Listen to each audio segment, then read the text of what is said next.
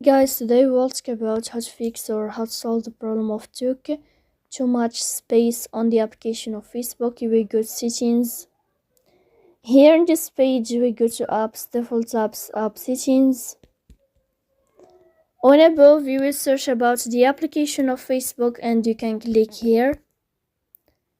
Then in this page of app info you will click on first stop and you can click OK. Then you will enter to the window of storage. Then you can click on clear cache. But pay attention, don't click clear data because that can delete your account. Here we go to Play Store. You will search about Facebook. And then you can update your app here as you see to fix that problem. So please don't forget to support us by like and subscribe. See you next time and thank you for your watching.